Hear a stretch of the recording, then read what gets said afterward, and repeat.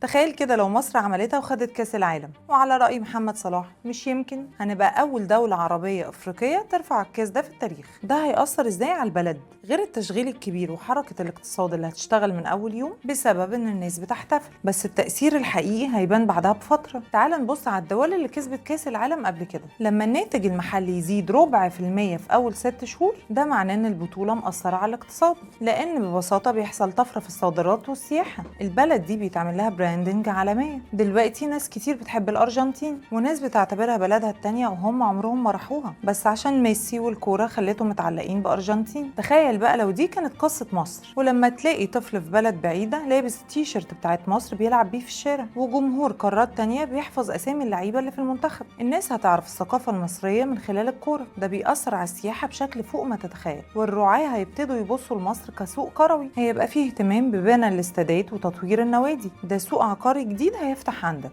وهتلاقي فرص اكتر للاطفال والشباب ان هم يتعلموا كوره بشكل احترافي. الدوري المصري نفسه هيبقى متشاف من العالم كله. بالشكل ده اللاعب المصري قيمته هتعلى. ناس كتير من المنتخب هيجيلها فرص احتراف بره، وساعتها هيبقى عندنا 20 و30 محمد صلاح. دول هينشروا ثقافه مصر في العالم كله. تفتكر ممكن نكسب كاس العالم؟